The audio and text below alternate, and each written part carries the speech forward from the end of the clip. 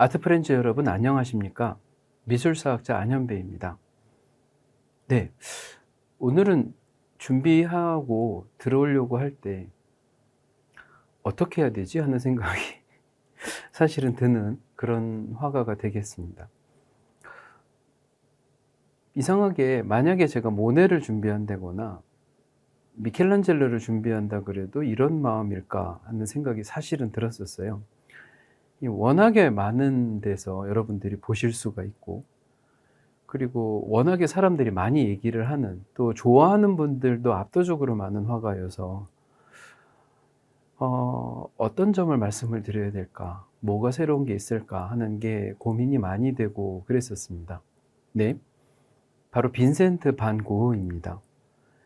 예, 준비하는 사람은 제일 힘들 수 있는 그런 화가가 되겠죠. 알려진 바가 없고 해야 되는 양이 방대할 때도 역시 마찬가지로 힘들다 생각할 수가 있으나, 이 경우에는 어디서부터 어떻게 라는 게 가장 중요한 일이 될 것 같아요. 그래서 저는 오늘 준비를 조금 색다르게 해봤습니다. 얼마나 다를까는 물론 여러분들이 판단해 주실 일이긴 한데, 아시는 분들도 계시지만, 제가 처음에는 역사 전공이었었어요.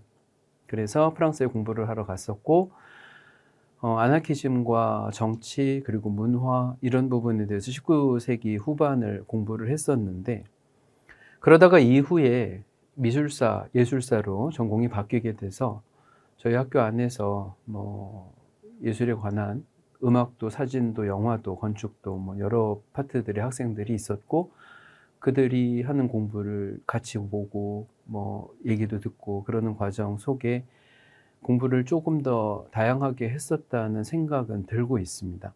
그런데도 여전히 바뀌지 않는 건 하나 있죠.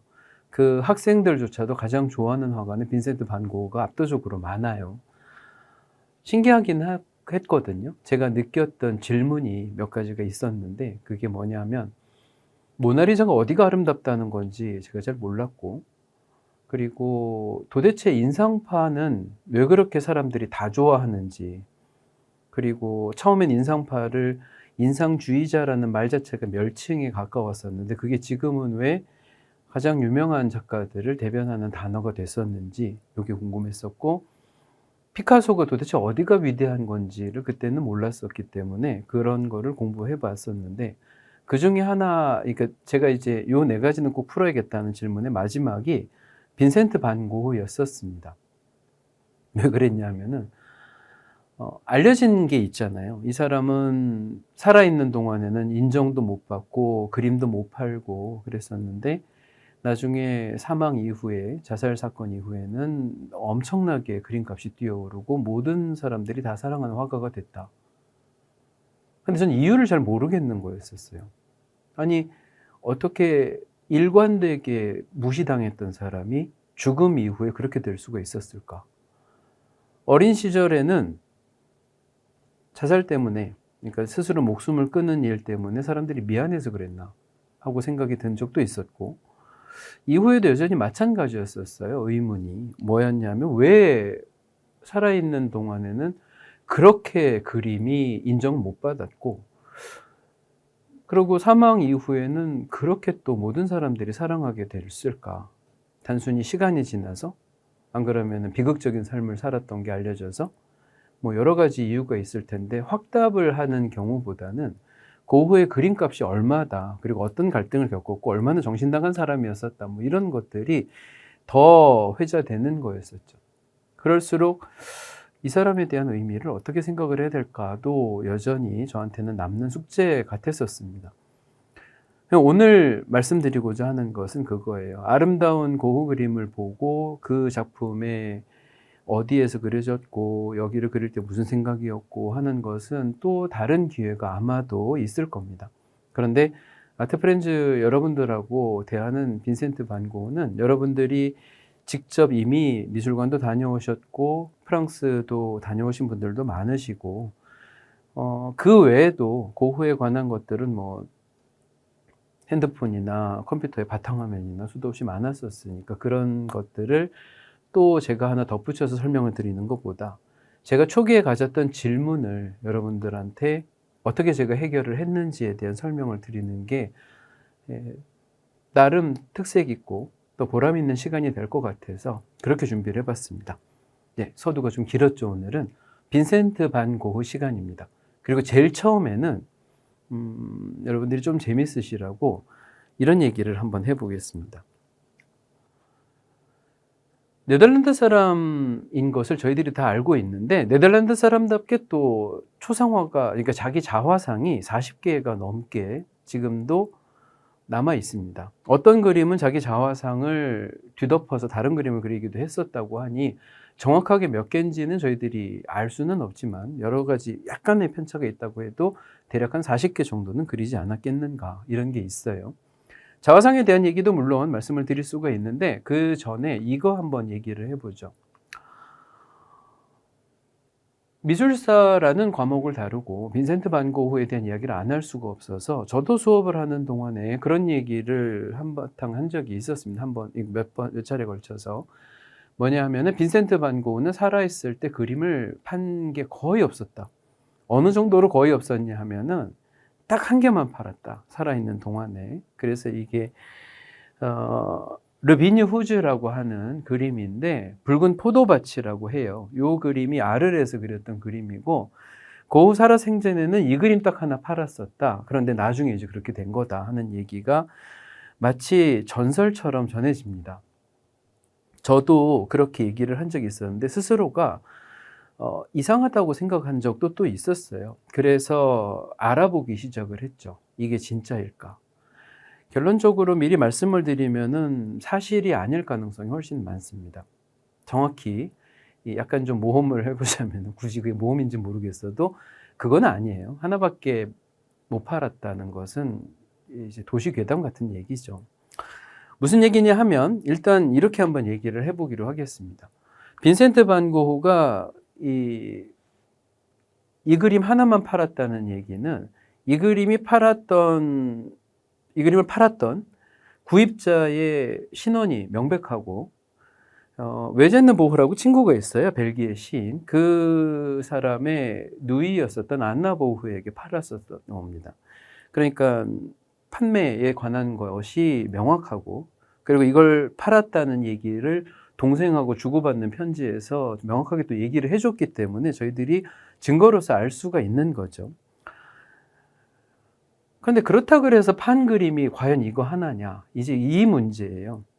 사실은 여러분들이 다 알고 계시는 게 빈센트 반 고흐의 가장 중요한 후원자 겸 보호자가 동생이었던 테오 반 고흐고 테오가 일을 하던 데가 미술 갤러리였었습니다. 그러니까 테오는 사실은 자기가 그림을 받아서 팔 수 있는 게 제일 전문적인 직종에 있었던 사람인 거죠. 그런데 다른 그림을 판매했다는 기록이 별로 없다.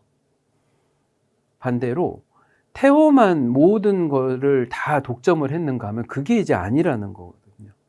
빈센트 반 고흐 스스로 자기가 그림을 누구한테 준 적도 있었고 자기가 먹고 마시는 음식하고 바꾼 때도 있었고 그리고 누가 여동생이 가지고 가서 자기가 아는 사람한테 판 적도 있었기 때문에 공식적인 루트를 테오라고 규정을 하지 않는 이상은 고흐가 팔았던 그림이 이거 하나다라는 것은 사실은 어폐가 있는 말입니다. 그 외에 지금도 암스테르담 고 미술관에 가시면 있는 저희들이 조금 이따가 보게 될 감자 먹는 사람들이라는 그림도 테오는 판 적이 없었는데 다른 사람이 구매를 했었다는 게 어느 만큼은 그쪽에 공식 루트가 아니고 정식의 서류가 없다고 하더라도 이미 있었던 얘기죠. 정확하게 말씀을 드렸는데 내용은 그겁니다. 고흐의 생애를 그 생애가 비극적이었다는 걸 강조하기 위해서 살아있는 동안은 그림 딱 하나 팔았다라는 말은 과장이다. 반면에 빈센트 반 고흐라는 사람이 그림이 팔리지 않는 것에 대해서 굉장히 스트레스와 압박감이 심했고 그것 때문에도 어려운 삶을 살았었다는 것은 사실이다. 그리고 지금 이 그림은 모스크바에 있는 푸시킨 미술관이 소장을 하고 있습니다. 그러니까 저희들이 직접 가서 보기에는 참 어려운 환경이긴 합니다. 지금 현재는. 그리고 한 가지 더 말씀을 드리면 빈센트 반 고흐를 다루고 있는 책들이 있어요. 그 책들 중에서 많은 책들에 요 그림, 그러니까 이 그림에 대한 인쇄 상태가 상당히 좋지가 않습니다.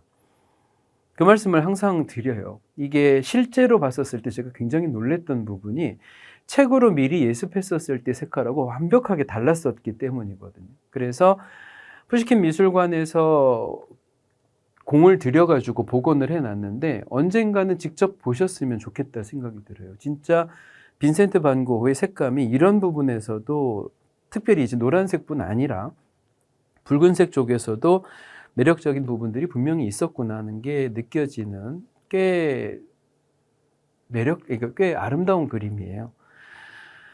푸시킨 미술관이 소장하고 있는 빈센트 반 고흐 작품 말고도 모네나 로댕이나 뭐 여러 작가들이 있는 참 좋은 미술관이긴 한데 언젠가는 방문을 해볼 수 있기를 바랍니다.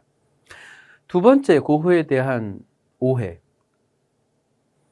굉장히 유명한 자화상이지 않나요? 여러분들도 그렇고 저도 그렇고 잘 알고 있는 그림입니다. 그리고 빈센트 반 고흐가 자기 귀를 잘랐었다는 내용 때문에라도 자기가 스스로 귀를 자르더니 그게 귀를 자를 수가 있다는 사실 자체를 저는 고흐 때문에 제일 처음에 알았었어요. 뭐 이상하긴 합니다만 그러는 사람이 없었기 때문이겠죠. 그래서 자기 귀를 붕대로 하고 뭐 그렸던 자화상이라고 되어 있는데 이 자화상이 36살 때 자화상이니까 자기가 그려서 그게 과장이 돼서 그럴 수도 있지만 꽤나 노안이다 생각이 들었었습니다. 이게 반 고흐 영혼의 편지라는 제목의 책이 있잖아요. 여러분들도 아마 집에 갖고 계신 분들도 있으실 거고 한 번쯤은 다 들어보셨을 책인데 저희 집에 있었던 책은 표지가 이 그림이었었어요. 그렇기 때문에 빈센트 반 고흐가 귀를 잘랐다는 것을 저희들이 잘 알게 됐죠. 한국에 어떤 정보가 전해질 때 되게 전형적인 잘못 인식되는 경로 같은 게 제가 있는 것 같다는 생각이 가끔 드는데 누군가 나와서 인터넷이건 뭐 방송이건 얘기를 한마디 하시죠. 그래서 사실은 고흐가 귀를 잘랐다고 하는데 귀를 자른 게 아니다. 귓볼만 남았다 얘기하는 게 아니라 귓볼만 잘랐다. 그래서 칼귀에 같이 됐다. 그게 과장이 돼서 이 사람이 정신 나갔다는 얘기를 하다 보니까는 그게 과장이 돼서 귀를 자른 것처럼 잘못 알려져 있는데 그런 정도로 미치진 않았다. 뭐 이런 얘기가 되겠습니다. 근데 한 명이 그렇게 얘기를 했는데 그게 다른 사람이 또 그대로 얘기를 하고 다른 사람이 얘기를 하면서 한 바퀴 쭉 돈 다음에 정설이 되는 거예요. 거기에 검증이 잘 안 들어갑니다. 그게 아닌 것 같은데 하고 얘기를 하면은 내가 어디서 봤어. 이렇게 되죠. 직접 알아보는 거를 여러분들이 다 하실 수는 없다고 해도 적어도 자기가 책임지고 전문가라고 하는 사람들은 그런 것들을 한 번씩은 확인을 해봐야 되지 않을까. 가끔씩 그런 생각이 듭니다. 왜 전체 다가 그렇게 알고 있으면 어떡하지? 하는 잘못된 정보에 대한 공포가 조금씩은 생기거든요. 물론 빈센트 반 고흐의 그림이 귀를 잘랐던 것을 정확하게 안다고 해서 그 의미와 그 아름다움이 달라지지는 않습니다. 그 얘기를 말씀드리려는 것은 아니고요. 소소하거나 또 어떨 때는 세부적인 사항이라고 해서 완벽하게 그냥 그러려니 하고 가는 게 아니라 하나씩 뒤집어보고 새롭게 또 확인을 해보고 해가면서 정확한 정보 하에 저희들이 감동을 하고 아끼는 것을 같이 만들어 가고 그리고 누군가 하나가 틀리면은 그것을 바로 수정할 수 있도록 다른 사람은 그걸 도와주고 해가면서 저희들 모두가 오류보다는 정확함으로 이렇게 방향성이 정해지면 좋겠다. 이 얘기를 말씀을 드린 겁니다. 결론적으로 빈센트 반 고흐는 귀를 잘랐는데 이게 의사 보고서에 나와요. 이분이 의사시거든요. 그래서 닥터 레이 펠릭스라는 사람이고 귀를 이런 식으로 잘랐다는 거죠. 그래서 요거만 남았다. 거꾸로예요. 귓볼을 자른 게 아니라 귓볼만 남은 겁니다. 그래서 제가 봤던 어떤 책에도 그거를 기록을 이런 식으로 해놨었어요. 반 고흐가 실제로 귀를 벤 모양은 저쪽으로 가서 요것만 남은 거고 예술사가들이 추측한 모양. 그러니까 아마도 몇 명의 예술사가들이 그런 추측을 했었던 모양이에요. 그래서 저게 한 번 잘못 알려진 게 너무 굳어져 있다. 적어도 그렇게는 가지 않았으면 좋겠다. 이런 얘기입니다. 빈센트 반 고흐에 관한 오해가 있는 것은 아닌데 한 가지 이런 적도 있었습니다. 너무 유명하다 보니까 생기는 오해일까? 그런 느낌도 들었었는데요. 이게 그 사람이 그렸던 88년도의 자화상 중에 하나입니다. 여러분들이 보시게 되면 제가 이제 사진 각도가 좀 이상해서 그런데 여기 보시게 되면은 점을 찍다 마른 것처럼 되어 있어요. 몇 개만 점을 찍어 놨죠. 저걸 가지고 제가 다녔던 파리 일대학에서는 논문이 나온 적도 있었습니다. 고흐가 저런 표현을 했었던 이유가 뭘까에 대한 논문이었었어요. 석사 논문 중에 하나가. 그런데 나중에 밝혀진 바로 빈센트 반 고흐가 땅기의 영감이라는 분이 있어요. 미술 도구를 고흐를 비롯한 인상파 작가들한테 싼 값에 팔고 있던 화상인데, 이제 그림 도구상인데, 그림을 팔고 사고 파는 사람보다 뭐 물감이나 소품을 사고 파는 사람, 이분이 팔았던 물감이 너무 품질이 나빠서 증발이 됐다는 거예요. 나중에 없어졌다. 그래가지고 진하게 칠했던 물감 자국만 남아가지고 저렇게 됐는데, 빈센트 반 고흐가 마치 무슨 생각이 많아서 저렇게 표현했던 것처럼 논문까지 나왔었다는 얘기죠. 대부분 화제거리와 뭔가 틈새를 찾고 그걸로 약간 좀 센세이셔널하게 만들고 싶고 할 때, 욕구가 생길 때 그런 문제가 생기지 않나 라고 생각이 들 때도 있었습니다만, 결론적으로 다시 말씀드리면은 오류는 많은 사람들의 관심을 통해서 조금씩 수정을 해 나가고 정확한 정보 아래 정확한 감동, 말이 좀 이상하긴 하죠. 그렇게 좀 더 접근을 하는 식이 더 바른 방향이었으면 좋겠다. 그리고 여러분들이 관심 가져주시고 그걸 흔적으로 남겨주시면 좋겠다. 이런 내용이 되겠습니다.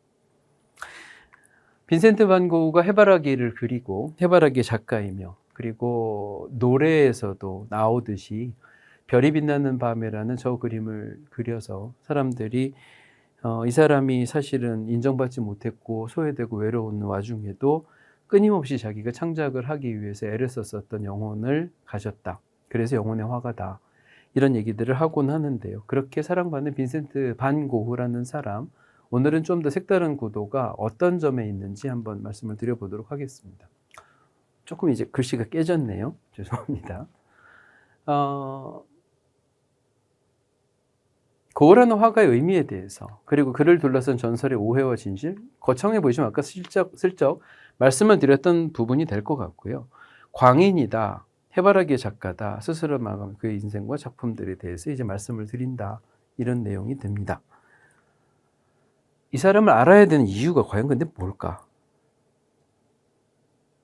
그거는 결론 부분에 말씀을 드리기로 하고, 이렇게 해볼까요? 빈센트 반 고흐의 아버지하고 어머니세요. 그리고 형제들입니다. 여기에 고흐가 똑같은 이름의 형이 원래 있었는데 그 형이 그러니까 영아 시절, 그러니까 유아 시절에 죽고 똑같은 이름을 그대로 물려줬다고 얘기를 해서 어떻게 부모가 그럴 수가 있는가 하고 얘기를 하시는 분들도 제가 뵀었는데, 이상하게도 네덜란드에서는 그런 이름 정하기가 별로 그러니까 드문 일은 아니었었다고 합니다. 예를 들어서 테오가 요한나라고 자기 아내가 있는데 이분하고 낳았던 아들 이름도 빈센트 반 고흐거든요. 중간에 빌렘을 집어넣었다고는 하지만 그런 식으로 이름을 물려받는 것은 이제 있었다. 그리고 형제 가계도가 이렇습니다. 아버지가 목사님이셨어요. 굉장히 독실하고 또 엄격하고, 어머니도 그러셨다고 얘기를 하고, 이 형제들 나머지들은 이제 세상을 좀 열심히 살고 그러는 거였는데 빈센트가 항상 문제였었다. 이런 얘기는 뭐 여러분들이 다 아는 바입니다.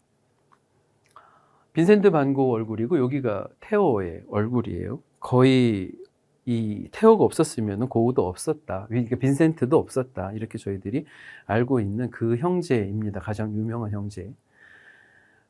빈센트 반 고흐가 27살이 될 때까지 직장이 제대로 정해져 있지가 않았죠. 부모님이 계속해서 실망하시고, 연애는 물론이고 직장 생활, 사회 생활 모든 것에 실패하는 이 아들을 도대체 어떻게 하냐고 고민을 하고, 자기 혼자서도 그게 눈치가 보여가지고 외부에서 살고 있었을 때 테오가 추천을 해준, 그리고 자기도 사실은 예술에 관심이 있었기 때문에 거기에 응답을 했었던 게 이제 화가가 되는 거였었습니다.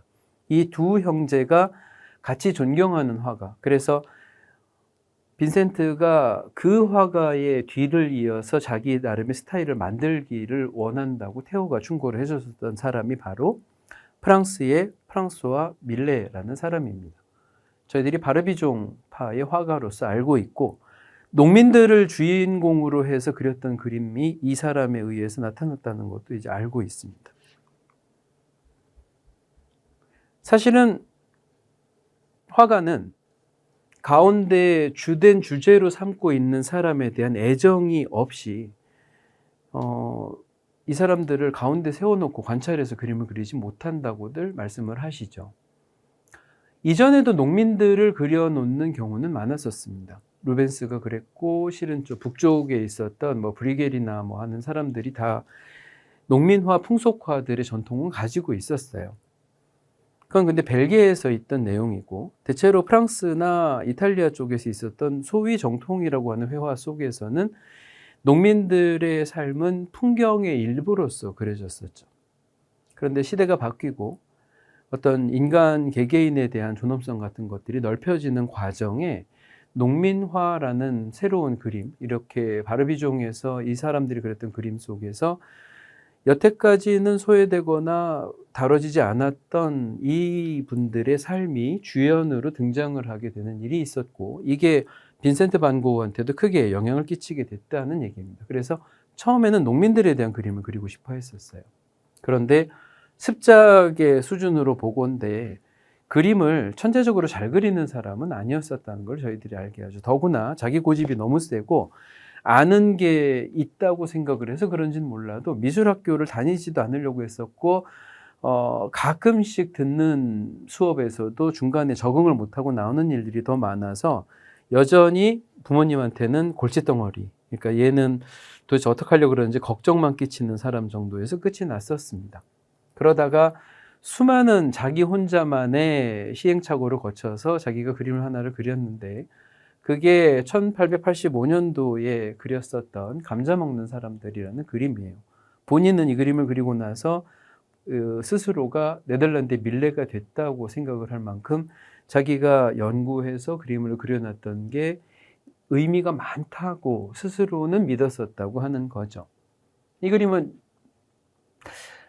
테오한테도 숙제 같은 거였고 팔리지도 않고 오랫동안 이제 골칫거리 같이 됐었고 그리고 빈센트 반 고흐가 화가가 되기 위해서 선택했던 방식이 너무 생각이 많아서 그 결과가 너무 무거워졌던 결과로 이어졌다. 이렇게 보기가 딱 좋을 것 같습니다.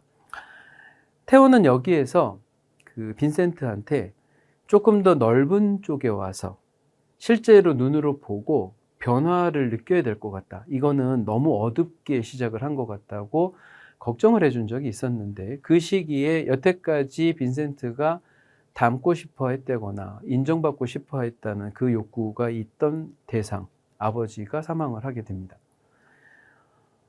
당시 이제 빈센트 반 고흐가 그렸던 그림이 사람들한테 상징적으로 남아서 빈센트가 가지고 있었던 이 마음을 읽어낼 수 있도록 하는데 성경이 그러니까 열려진 성경의 정물이라고 불러요. 그리고 밑에 있는 것은 에밀 졸라라는 소설가가 썼던 삶의 기쁨이 밑에 있고 이 성경이 나타나는데 저 성경에 있는 대목이 여기였었죠. 이사야서. 그래서 사람들에게 멸시받고 배척당한 그는 이렇게 얘기가 되는 것에서 쭉 지나와서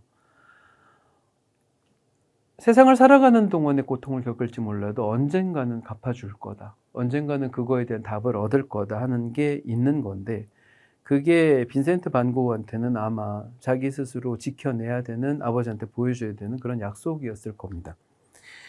본인이 인정 못 받았더라도 나중에 꼭 그렇게 되기를 바랬었거나 아니면 그거를 원했는데 내가 잘 못했다는 후회가 있거나 둘 중에 하나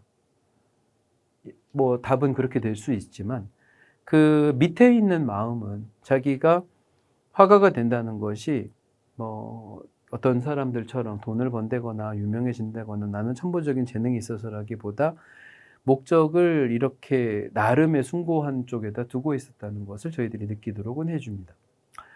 빈센트 반 고흐는 그리고 나서 파리로 옮겨갔어요. 테오가 일하고 있던 데가 거기였었기 때문에 파리로 옮겨갔고, 파리에 가서 드디어 인상파 그림을 만나게 됩니다. 당시에 이제 인상파가 파리에서 점점 더 인기를 얻고 새로운 시대를 대표하고 있었는데, 인상파의 본질이라는 것을 두고 빛을 사용하는 그림을 그렸다. 그리고 스튜디오 안에서, 그러니까 아틀리에 안에서 그려진 실내화가 아니라 자연에서 실제 빛을 관찰하면서 그림을 그렸다. 이런 출발점이 있는데, 실은 제일 본질적인 것은 내가 가지고 있는 주관이 다른 사람들하고 차별성이 있기 때문에 가치가 있는 거고, 그게 그 차별성이 예술가들의 선택에 의해서 세상이 새롭게 해석이 될 수가 있다는 것을 이 작가들이 했던 주장에서 연결이 되는 거였었거든요. 그게 인상주의 시대였었습니다. 그렇기 때문에 빈센트 반 고흐는 물감과 빛에 대한 새로운 기법도 영향을 받지만, 지금까지 이전에 있었던 그림들이 약간 좁은 쪽에 들어가 있었다면 훨씬 더 여러 가지 가능성을 관찰을 할 수가 있는 무대로 올라온 거나 다름이 없었습니다. 그 당시에 파리 몽마르트르에 와서 저 풍차를 이렇게 그림으로 그렸던 게, 단시간 내에 그림의 밝기와 색채가 달라지는 게 바로 그런 화가들이 받을 수 있었던 충격에 대한 얘기가 되겠죠. 그 당시에는 빈센트 반 고흐는 지난 툴루즈 로트렉 시간에도 말씀을 드렸던 것처럼 로트렉과 같은 화실에 다녔었어요. 코르몽 화실에 다니면서 이제 로트렉이 그려준 고흐의 그림도 저렇게 남아 있어서 저희들이 그 시대를 알도록 해줍니다. 빈센트 반 고흐가 색채에 대한 새로운 연구를 하기 위해, 혹은 색채에 대한 시도를 새롭게 하기 위해서 자기가 물감들을 따로 구하고 그걸로 여러 가지 색깔에 대한 테스트도 필요했었는데, 그때 사용했던 것이 저 동양이나 그 외의 곳에서 오는 털실, 색실들이었었던 거죠.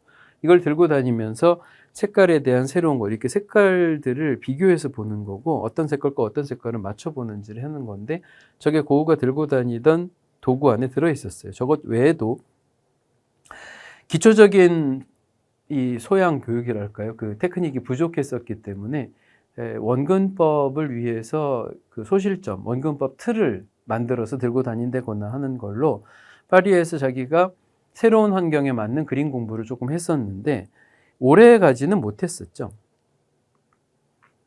당시 그때 빈센트 반 고흐 그렸던 자화상 안에 팔레트 부분을 확대를 해보면 고흐가 사용했던 색채가 훨씬 더 다채로워졌다는 것은 알 수가 있습니다. 근데 당시에 파리에서 적응은 못했어요. 이게 파리가 워낙에 도시고, 자기가 시골 출신인데다가 도시고 굉장히 경쟁도 심하고, 그리고 뭔가 말로써 싸움을 하고 그걸로 주장을 하고 하는 이 분위기 안에서는 빈센트 반 고흐가 적응이 안 됐었던 것으로서 이제 판단은 됩니다. 그래서 동생을 졸라서 조금 다른 곳을 가고 싶다고 계속해서 요구를 하게 됐다는 거예요. 물론 저 시절에 인상파뿐 아니라 빈센트 반 고흐 영향을 받았던 것은 여러 가지가 있는데, 그 중에서 이제 일본 문화에 관한 것들이 포함이 됩니다.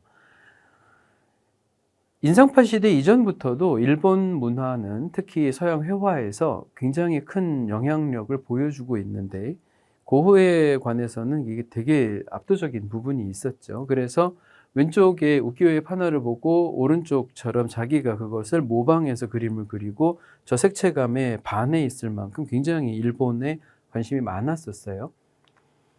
해바라기 그림을 나중에 남프랑스에서만 그린 게 아니라 이 북쪽에서도, 그러니까 파리에서도 그림을 이미 그렸었는데 색채감은 조금 다릅니다만 빈센트 반 고흐의 붓터치는 저기에서 뭔가 이 전조가 보이기는 합니다. 하여튼 여기까지 작업을 하고 나서 동생한테 부탁을 하여 프로방스의 아르이라는 곳으로 내려갔었습니다. 지도상으로 보시면 이래요. 네덜란드 출발을 해서 벨기에에 있다가 파리에 왔다가 이제 아르까지 내려간 거죠. 프랑스 남부 지방의 프로방스에 속하는 아르는 평온하고, 그리고 인구가 그렇게 많고 뭐 복잡한 도시가 아니었어서 자연을 관찰할 때는 참 좋다고 생각이 들고, 고흐도 그런 판단으로 저기에 내려갔던 것으로 생각합니다. 아르에서 머물러 있는 동안에 그림이 굉장히 괄목할 만한 성장이란 딱 그 전형적인 표현대로 변화를 보여주게 되는데, 이 아르에서 그렸던 그림들을 잘 보관하고 있는 장소가 네덜란드 오테릴로에 있는 크롤로 밀러 미술관이라는 곳이에요. 저기에서 여러분들이 보통 밤의 카페 테라스라고 하는데 한국에는 노란 카페라고 알려져 있죠. 저 카페 그림도 그 아를 시대에 그려졌던 그림입니다. 아를 그림을 조금 더 보여드리면 이건 또 노란 방이라고 하죠. 빈센트 반 고흐인데 노란색은 굉장히 중요한 부분이 있어서 이 노란 방, 그 노란 방이 지금 현재는 3개가 남아 있어요. 그렇기 때문에 암스테르담 고흐 미술관, 시카고 미술관, 그리고 여기 파리 오르세 미술관, 이렇게 3곳이 가지고 있는데, 여기에 나와 있는 초상화가 외젠느 보흐 초상화를 그때 우편 배달부를 했던 그 알제리 군복을 입고 있는 저 동네 사람 초상화를 걸어놓고 그 초상화 걸려있는 그림을 그리고 다음번에 이 그림 그릴 땐 또 다른 그림이 걸려있고 해서 저희들을 또 신기하게 뭔가 숨은 그림 찾기를 하게 만들어주기도 하죠. 이게 시카고 거, 이게 오르세 겁니다. 그래서 이 그림 정도가 아마 걸려있던 것으로 보여져요. 오른쪽 그림에 아마도 어머니를 그린 걸 텐데 저거는 못 찾았습니다. 이런 그림들을 그렸고, 아르에 있는 그림 중에서 아마도 아까 밤의 카페 테라스라는 그 노란 카페 그림과 함께 가장 유명했던 그림이 또 요게 되겠죠. 론강의 별이 빛나는 밤이라는 그림이고, 오르세에서 많은 관객들이 가장 사랑하는 빈센트 반 고흐의 그림입니다. 처음에 그림으로 그렸을 때는 사람들이 이걸 받아들이기가 좀 힘들었었다고 해요. 왜냐하면 이 그림이 잘 그렸다는 확신이 전혀 안 들었다는 거죠. 어떻게 그림을 그릴 때 하늘도 파란색이고 강도 파란색이고 밑에 있는 땅도 파란색으로 모두 다 파란색으로 그릴 수가 있느냐? 별의 크기는 어쩌자고 이렇게 큰 것이냐? 그림을 왜 이렇게 두껍게 칠하고 여기에다 거친 붓터치가 나와서 원근법이니 뭐니 완벽하게 무시가 되는 이런 그림이 나타났던 거냐 등등이 너무 낯설다는 생각이 들었다는 겁니다. 이 부분이 이제 문제입니다. 빈센트 반 고흐는 왜 살아있는 동안에 사람들한테 인정을 받는 게 그렇게 속도가 더뎠을까? 심지어는 죽기 전에는 전혀 인정도 못 받았던 게 뭐 때문일까? 그림을 받은 기초적인 소양 훈련이 부족했었을 때 인상파처럼 정교하게 그걸 가지고 가는 것도 아니고 정말 거칠거나 투박하게 보이는 식으로 표현이 돼 있던 것이 적어도 겉모습이었습니다. 색채에 대한 것들을 사람들이 받아들여지기에는 아직까지 색채보다는 선적인 것에 있는 그림들을 더 선호를 했었고, 빈센트 반 고흐가 다른 인상파 작가들처럼 끊임없이 자기가 이야기를 하면서 사람들한테 어필을 해가고 설득을 하는 과정이 있었던 게 또 아니었었어요. 그러니까 네덜란드에서 왔던 특이한 화가인데 시골에 가서 그림을 그리고 그 그림이 거칠고 투박하여 그다지 관심 가지지 않는다. 화가들은 참 많았거든요, 프랑스에. 그러니까 굳이 빈센트 반 고흐한테까지 연결이 되지는 않았었다. 화가들은 아까 말씀드렸던 것 같아요. 인상파들처럼 언론에 자주 오르내리고 유명한 스캔들이 많이 덧붙여서 있었을 때 타고 있는 유명세가 있고, 그리고 전통을 지키면서 이전에 있는 시스템 안에서 꾸준히 자기의 일을 해나갔던 성실파들이 있고, 그리고 그 외에 여러 가지 선택되는 비평가들에게서나 전시회에서나 선택이 되는 작가들이 있었는데, 빈센트 반 고흐는 그 중에 어디에도 들어가지 않는 사람이었던 겁니다. 본인이 혼자서 그림을 그리고 있고 태호가 도와주는 거 이외에는요.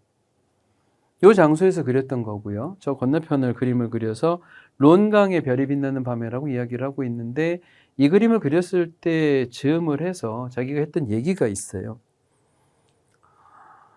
자기의 소원이 나 자신만을 위해 그리는 게 아니라 뭔가 사람들이 위로를 받고 있는 그런 그림을 그리고 싶다고 하는데, 글쎄요, 이게 그 당시 사람들한테 전달이 되는 그림을 그려야지 저 말이 힘이 있을 텐데 그렇지가 않고 단절이 되어 있는 상태라고 보는 게 더 맞겠다. 그때 이제 해바라기 이야기가 나옵니다. 아르는 주변으로 해바라기 밭이 많았었어요. 왜냐하면은 여기가 프랑스 북쪽에서는 유채꽃으로 기름을 만들고요. 이게 땅이 넓다 보니까 전부 다 뭐 식용에 관한 것들보다는 이제 약간 가치가 더 높은 농작물은 식용유로 만들어서 수출을 하는 거였었거든요. 그래서 밑에 쪽은 해바라기를 길러서 저걸로 해바라기 씨 기름을 만들고 그걸로 판매를 하는 일이 있어서 여러 종류의 해바라기들이 가득했다. 그걸 다니면서 그림을 그려서 이렇게 그리는 건데, 여기에서도 보여지듯이 정말 두껍게 물감을 발라놓고 해바라기가 그게 생동감 있는 색깔을 꼭 전달하는 게 아니라 말라있는 것을 그린다고 해도 자기가 그 안에 생명에 관한 한, 또 자기 관찰한 자연에 관한 한 것들을 독특하게 자기 식대로 그림을 그려놓은 것은 맞습니다. 아르레스의 그림들은 어떤 사람들은 이게 굉장히 익어가고 있다고 생각하고, 어떤 사람들은 훨씬 더 과격하고 너무 한쪽으로만 파는 것 같다는 얘기도 듣곤 했었는데, 고흐 스타일이 확연하게 만들어진 것은 맞는 것 같아요. 그리고 나서 저때쯤에 테오가 편지를 하게 되죠. 결혼을 한다는 얘기를 가지고요.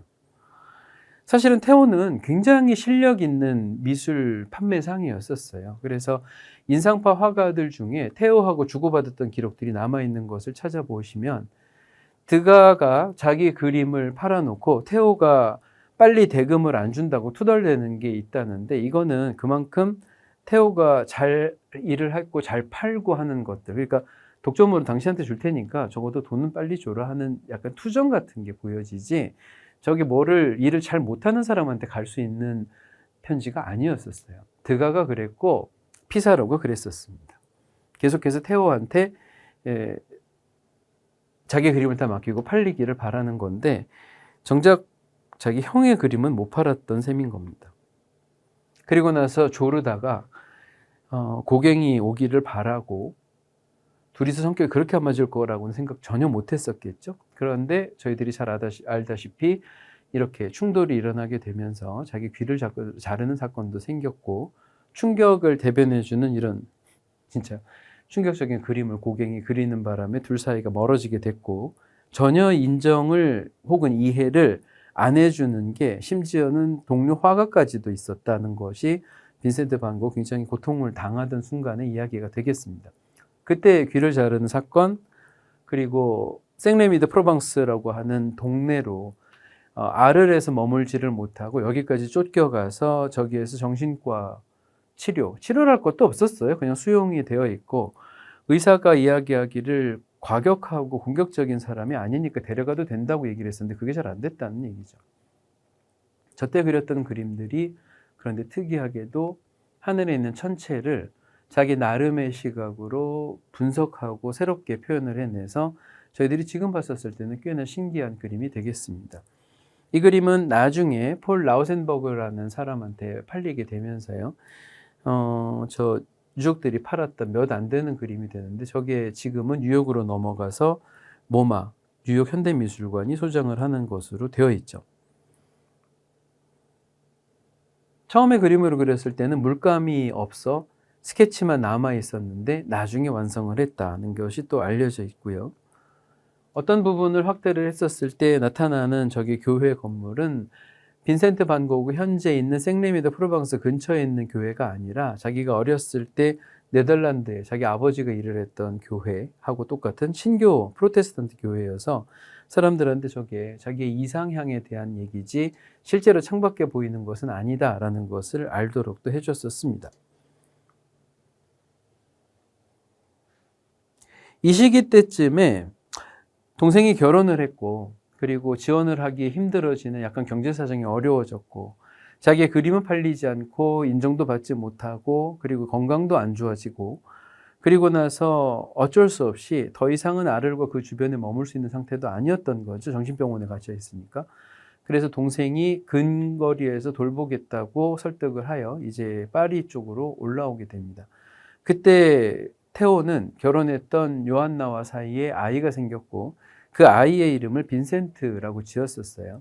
빈센트라는 이름을 달았던 곳에 삼촌에 해당하는 빈센트 반 고흐가 어떻게 내 이름을 다냐, 이제 자기 스스로 부끄러워하고 자괴감 느끼는 사람이어서 그랬는지 몰라도 그것에 대해서 좀 그러지 않았으면 좋겠다고까지 얘기를 했다는데 요한나가 설득을 했다고 전해지죠. 그래서 자기 조카한테 탄생 선물로 준비했다고 줬던 그림이 바로 이 유명한 아몬드 꽃 그림이 되겠습니다. 이 그림 안에서 그 일본에서 받았던 영향이 보여지는 거예요. 그림을 그리는 색감에 관해서나 꽃을 그리는 방법에 관해서나 일본의 영향이 이제 굉장히 강하게 보여지긴 하는데 그림 자체는 참 아름답고요. 그리고 그 안에 있었던 좀 약간 마음 아픈 에피소드 때문에 저희들도 역시 마찬가지로 애착을 가지고 보는 그림이 되겠습니다. 파리로 올라왔고 그리고 얼마 안 가서 파리에서 떠나서 근교 도시였던 오베르슈르와즈라는 곳으로 가게 됩니다. 저기도 시골 마을이고요. 그때 여인숙, 하부 여인숙이라는 데가 있는데 요 방에서 빈센트 반 고흐가 머물게 돼요. 방 내부는 이렇고 2달 채 안 되는 시간 동안에 60개가 넘는 그림을 그렸으니까 하루에 하나씩 그렸냐? 그거는 아니고 아마도 하루에 3-4개씩의 작업을 했을 겁니다. 그림이라는 게 유화 그림은 말리는 과정도 있고 하다 보니까 이렇게 방에 계속 그림이 걸려 있고 뭐를 하고 하는 것들을 기록으로서 알 수가 있는데요. 그때 당시에는 여기에서 거의 가정의학과하고 요즘 비슷하다고 할 수 있는 저 가셰라는 분이 예전에 뭐 피사로 때도 세잔 때도 그 이전의 화가들 여럿하고도 인간관계가 있었던 사람이고 본인도 아마추어 화가였었기 때문에 테오가 믿고 이 사람한테 맡겼던 것으로 생각이 들어요. 형을 근거리에서 좀 보살펴 달라. 건강이 되돌아올 수 있도록 해달라 그랬는데 이미 늦었죠. 빈센트 반 고흐의 건강 상태는 정상인으로 돌아오기에는 늦었었던 것으로 추정이 됩니다. 그때 가셰 박사를 그렸던 그림들이 몇 점이 남아있고 가셰한테 줬던 그림도 여러 개가 있어요.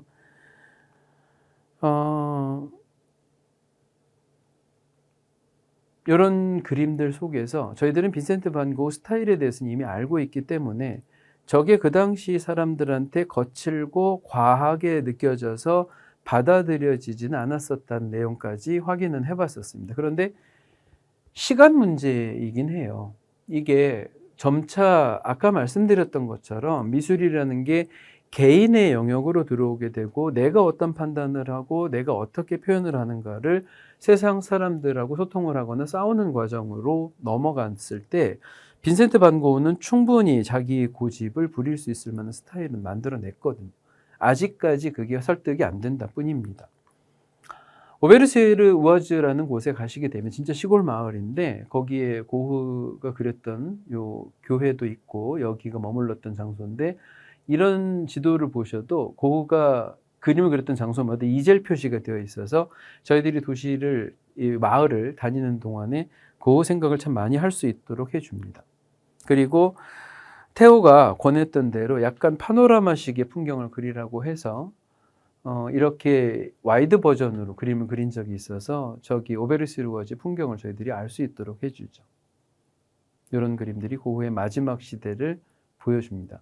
저희들은 이미 알고 있어요. 고흐가 좀 있다가 이 마을에서 생을 다할 것, 그것도 자기가 절망의 상태에서 권총으로 그렇게 시도를 할 것을 다 알고 있기 때문에 이 그림들 하나하나가 조금 더 슬퍼 보이지 않나 그렇게 생각은 듭니다.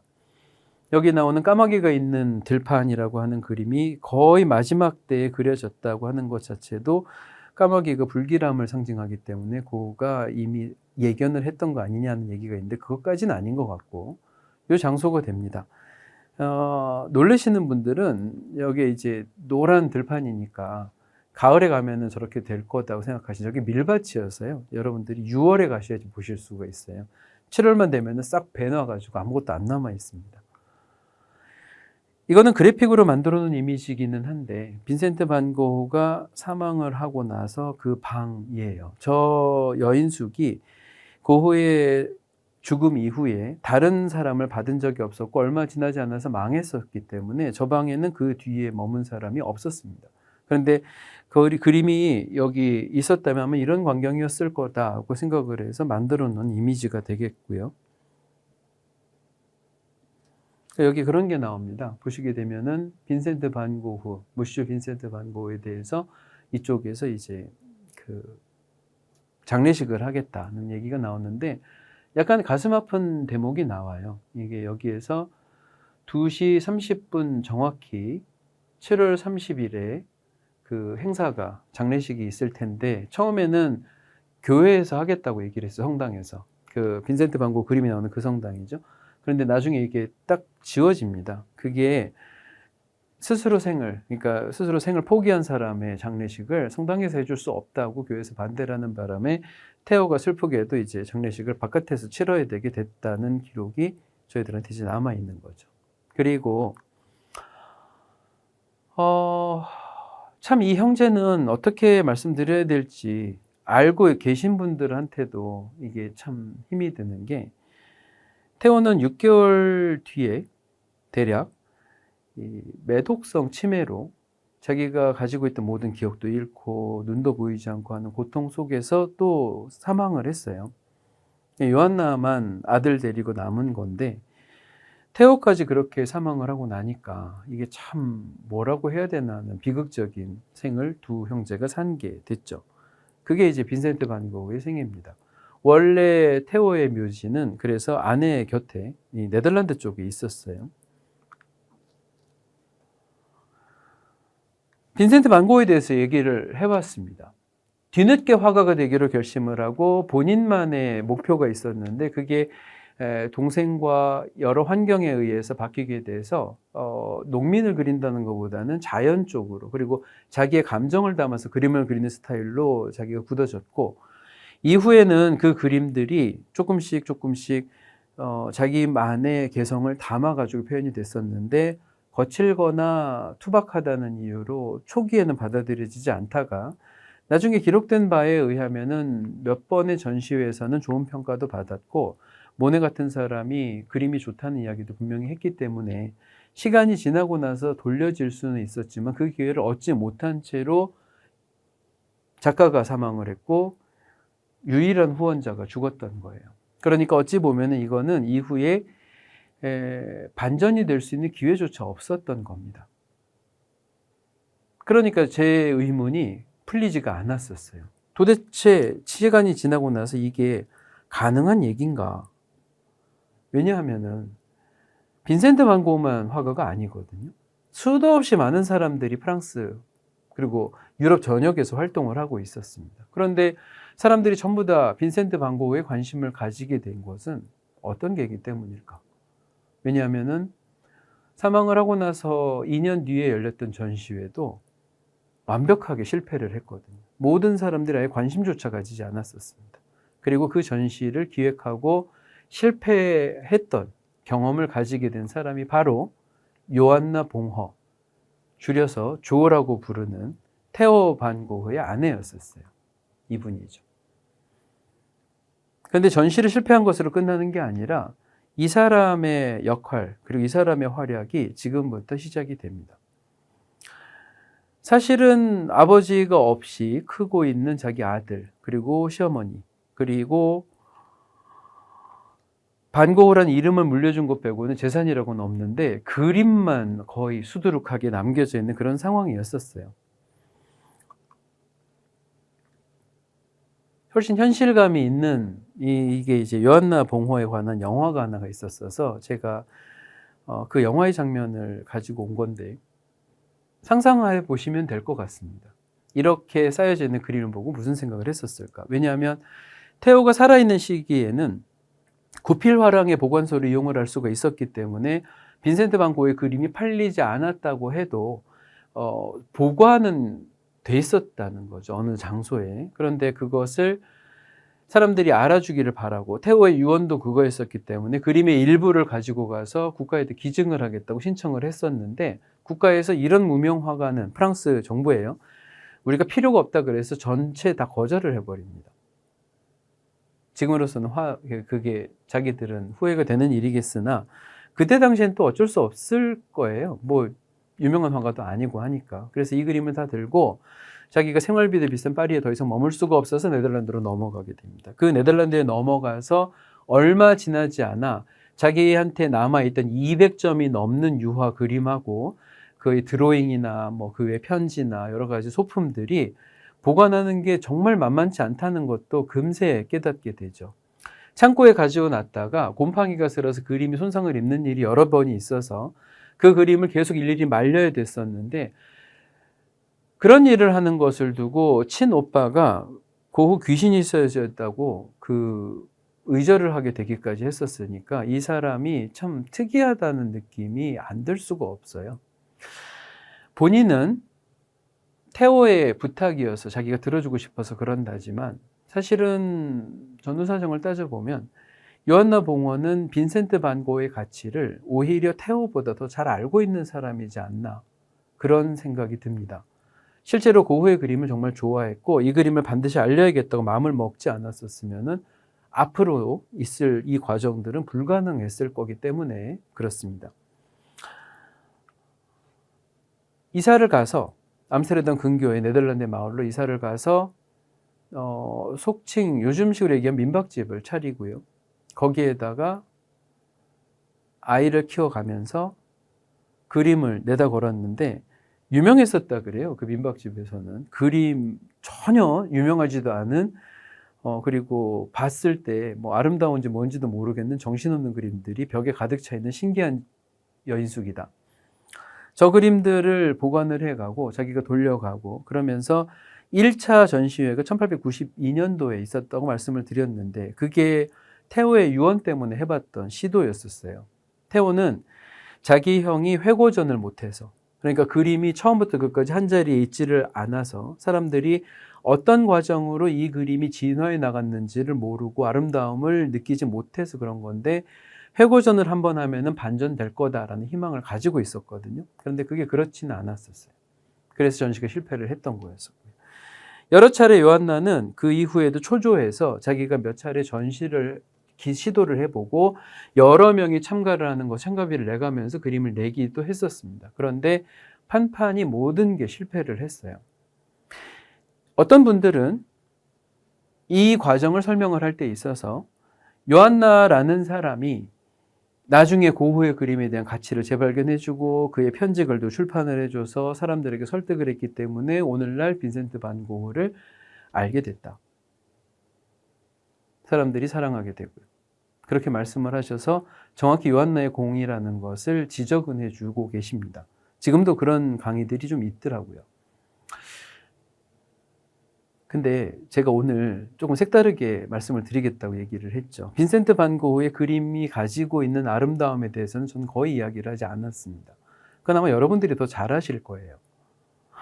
그런데 조금 전에 요한나가 이런 일을 했었다는 것을 얘기했던 분들이 그 지적이 있었음에도 아직까지 덜 알려진 이유가 뭘까? 전 이게 약간 힌트 같아요. 실제로 어떤 어려움을 겪었고 그걸 어떻게 극복을 했는지를 자세하게 모르게 되면 이게 감정이 느껴지지가 않습니다. 빈센트 반 고흐의 그림은 어떠신가요?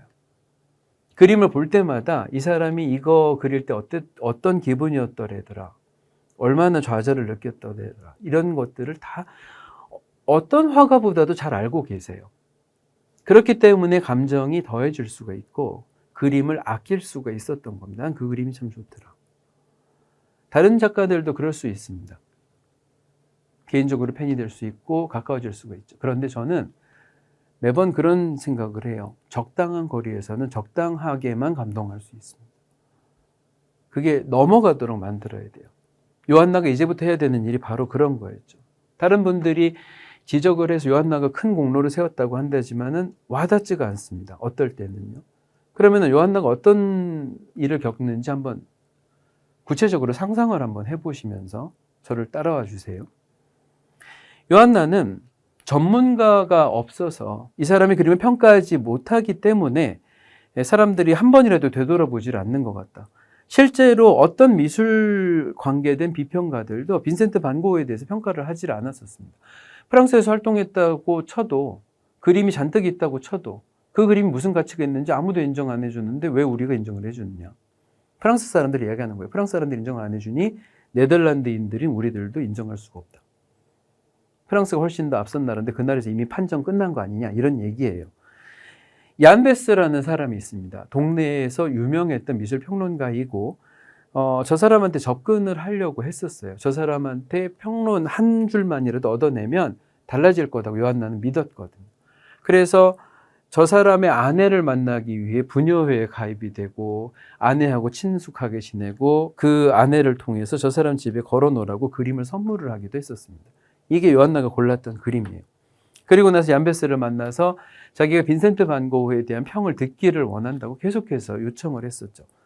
얀베스는 그냥 한 귀로 듣고 한 귀로 흘리다가 너무 집요하게 찾아오고 그림에 대한 의견을 묻고 하니 나중에는 자기 부인한테 그런 얘기도 했다 그래요. 저 사람 이상한 사람이다.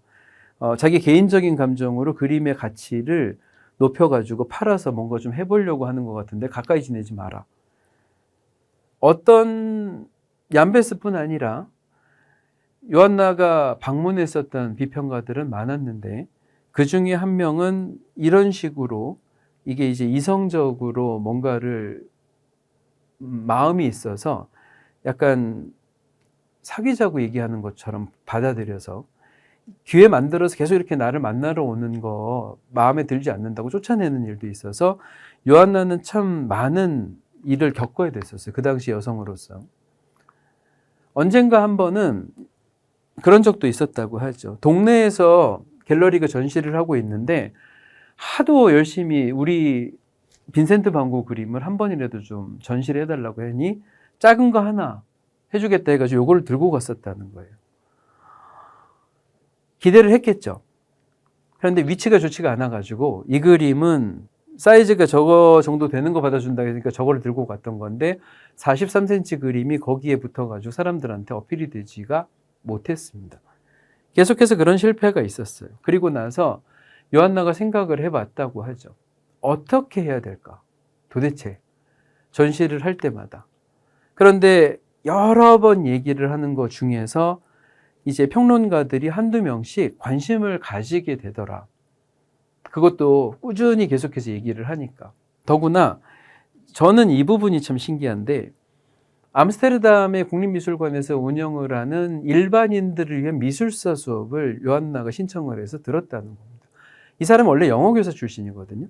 그런데 자기가 빈센트 반 고흐를 알리겠다는 거에 평론가들이 안 해주면은 자기가 공부를 해서 전문적인 레터를 보내가지고 사람들의 의견을 구하겠다고 결심했다는 겁니다. 그래서 학원을 다니고, 그러니까 학원이 아니라 그런 이제 교육을 받고, 그리고 평론가들이 전문적인 용어를 써가지고 설득을 해 나가면서 제일 처음에 그래도 반응을 해줬던 게 그 얀베스였었어요.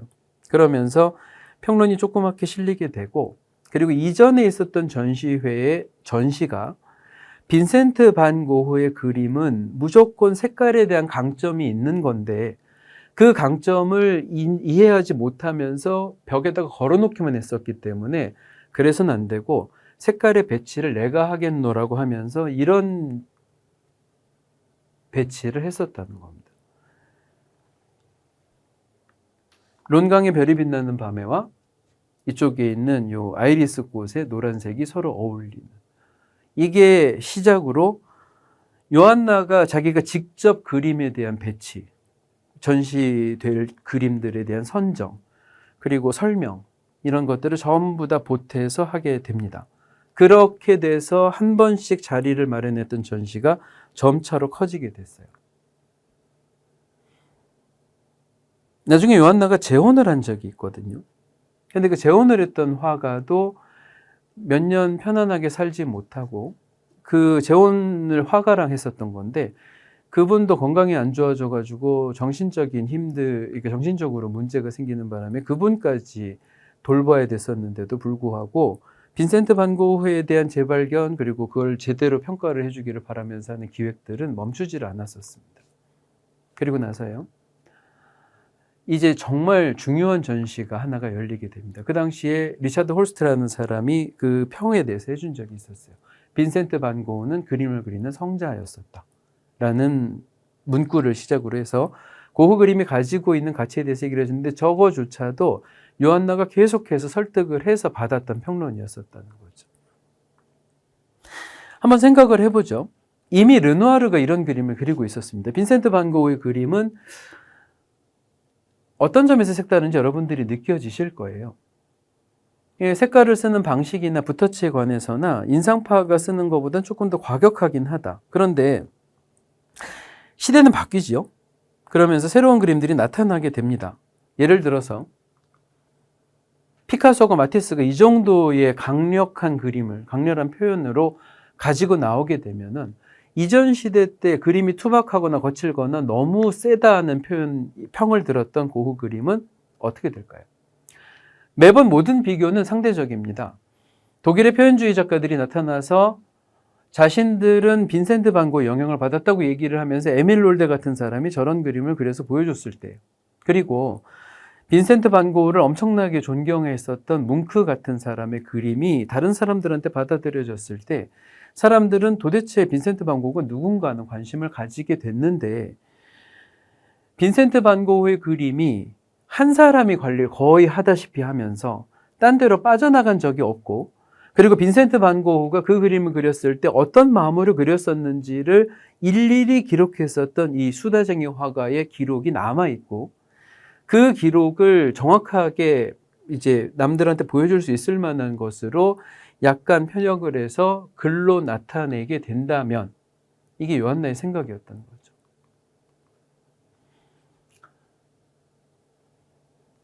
암스테르담에서 열렸었던 스테델릭 뮤지엄이라는 곳, 그때 당시에 이제 현대 미술품을 전시하는 곳이었었어요. 455개의 작품, 그 중에서 255개가 유화다. 당시에 1900년대 초반에 있었던 전시 목록을 찾아보면 200개가 넘는 전시가 별로 없습니다. 근데 455개예요. 이거는 빈센트 반 고흐에 대한 특별전이나 마찬가지고, 저 전시에 나타났던 그림들과 함께 저 전시에 빈센트 반 고흐의 편지 글들이 일부분이 걸쳐서 전시가 되게 됩니다. 그림 옆에 이 그림을 그릴 때 어땠다는 글을 써놓게 되는 거죠. 그런 식의 전시, 그리고 색깔부터 조명까지 전부 자기가 관장을 했던 요한나의 화력으로 이 전시는 말 그대로 엄청나게 성공을 했어요. 우리가 이런 화가가 있었구나라는 것을 새롭게 알게 됩니다. 지금 현재는 스테델릭 뮤지엄이 이렇게 되어 있죠. 그리고 그때 당시에 요한나가 참 이 사람이 신기한 분인 게, 여기에 보시면은 가격표가 있습니다. 각 그림마다 내가 이제 얼마에 판다. 실제로 요한나가 판매도 했었거든요. 그런데 어떤 그림은 이거는 팔지 않는다는 게 정해져 있어요. 다 알고 있죠. 한 번 팔려진 그림은 다시 돌아오지 않는다. 그걸 한 자리에 모은다는 것은 어지간해서는 불가능하다. 그러니까 빈센트 반 고흐라는 작가에 대해서 알 수 있는 과정은 한번 풀어지지 않고 그게 계속해서 모여 있어야 된다. 그러니까 이거는 팔지 않는다, 이건 팔지 않는다. 자기가 선정해 놓은 그림들이 있었다는 겁니다. 어떤 그림은 팔고 어떤 그림은 가지고 있고, 전시는 계속되고, 그리고 그 전시에 들어가 있는 그림들마다 이 그림은 이라는 설명이 붙었을 때 아까 말씀드렸던 대로 거리가 좁혀지게 됩니다. 사람들은 예전처럼 모두가 교과서에서 보는 작가들만 있는 게 아니었었어요. 이제는 자기가 아끼는 사람도 필요하고 자기가 좋아하는 그림도 있기를 바라는 시대로 조금씩 개인화되어 가는 과정인데, 처음부터 끝까지 모든 내용들이 다 정돈이 되어 있는 화가가 있다는 거죠. 그게 빈센트 반 고흐였습니다. 그게 요한나가 해준 선물이었었고요. 이 스테델릭 뮤지엄의 전시회를 기점으로 해서 폴 카시에라는 화상이 붙습니다. 독일에서 활동하는 사람인데 유태인이었었고 엄청나게 판매망이 넓은 사람이었었어요.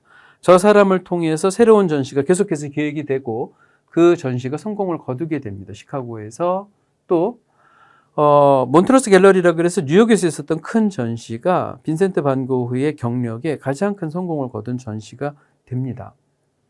근데 요한나라는 분이 참 신기한 사람인 것은 저 전시를 갈 때 이미 자기가 건강이 굉장히 안 좋아졌었어요. 그때 파킨슨씨 병을 앓고 있었다고 전해지는데, 자기가 혹시 이 전시를 준비할 때 영어판으로 돼 있는 두 사람의 편지, 영혼의 편지를 내는 것도 준비를 다 마치고 나서도 건강에 염려가 돼서 어찌 될지 모른다 생각이 들어서요, 테오의 묘지를 빈센트의 묘지 옆으로 옮겨주는 결정을 하게 됩니다.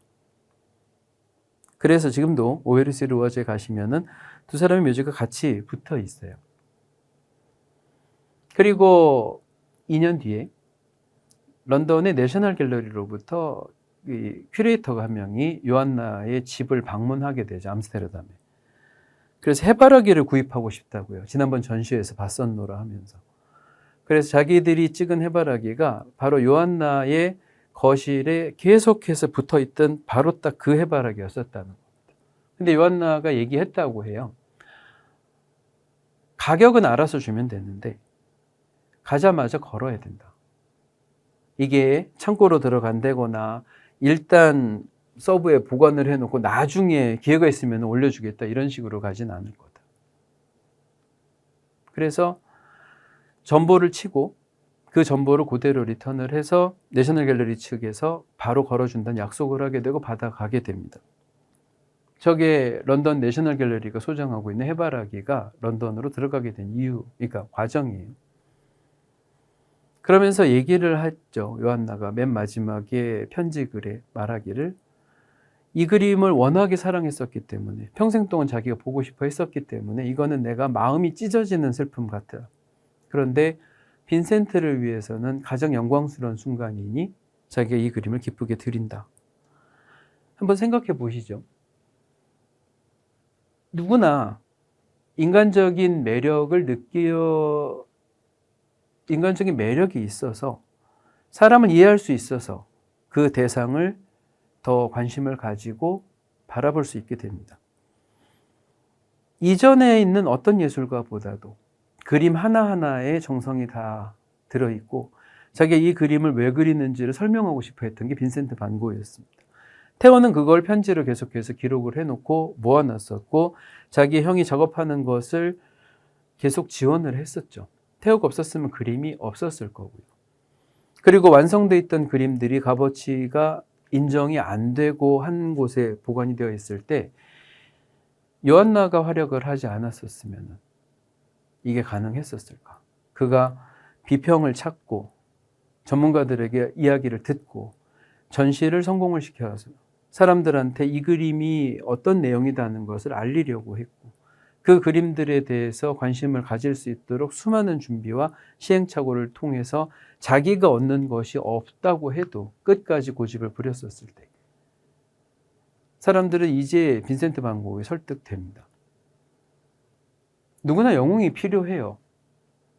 그리고 나서 20세기로 접어들었던 그 수많은 상처를 겪었던 유럽 사람들한테 또 전 세계 사람들한테 예술가가 평생에 자기의 혼을 다해서 아름다움을 전해주고 내 그림이 누구에게가 팔려나가는 상품이 아니라 그 사람의 영혼을 위로하는 대상, 자연과 신에 대한 감사를 전해주는 그런 예술작품의 본연의 가치를 가지기를 원한다는 이 화가의 말이 비극적으로 그 사람이 사망을 했고 생전에 제대로 된 평가를 받지 못했다는 것을 속속들이 알게 됐었을 때 가장 강력한 설득을 가지게 됐었습니다. 그렇게 보는 해바라기는 당연히 남다를 수밖에 없는 거죠. 저도 매번 내셔널 갤러리에서 볼 때마다 이거를 평생 동안 봤던 요한나 봉헌은 자기가 이렇게 될 줄 알고 있었을까 하는 생각이 들어서 가끔 마음이 올라갔다 내려갔다 할 때가 있어요. 빈센트를 위한 영광의 순간입니다. 어떠신가요? 빈센트 반 고흐에 대한 아름다움, 그 작품에 대한 아름다움은 아마도 여러분들이 직접 느껴보셨을 그런 기회가 많으셨을 겁니다. 그런데 시간이 필요하고 설득이 되고 받아들여지는데 정성이 필요하다는 것을 저희들은 잘 알고 있습니다. 그것을 자기가 그동안에 뭐를 받았던 것도 아닌데도 이 사람에 대한 이해와 사랑으로 우리들한테 선물을 해줬던 게 저 요한나 봉헌라는 분이세요.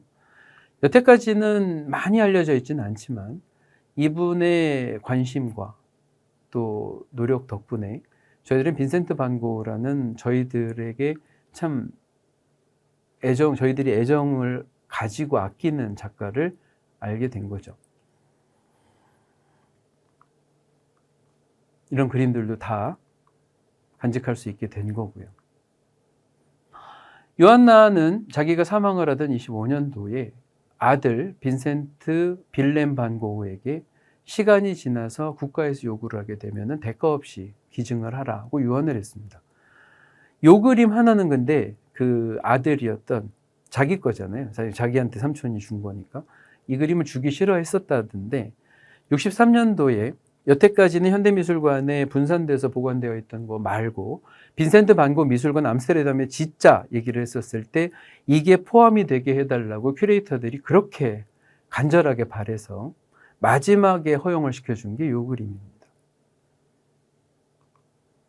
가족들이 가지고 있었던 또 빈센트 반 고흐가 가지고 있었던 개인적인 이야기들을 저희들이 이렇게 확인을 하고 인간을 느낄 수 있는 작품이 되었기 때문에 어찌 보면은 이후에 고흐 말고도 다른 작가들도 이렇게 인간적인 면과 자기가 진심으로 전달하고자 하는 내용이 있었을 때 더 우리가 사랑하는 작가들이 많아질 거라는 기대가 잠시 되기도 합니다만, 여러분들에게 평생 동안 부족하지만 예술가로서 최선을 다했고, 그리고 다른 이 사람을 아꼈던 두 명의 공로로 저희들한테 불멸의 예술가가 된 빈센트 반 고흐를 이런 각도에서 한번 소개를 시켜드려 봤습니다.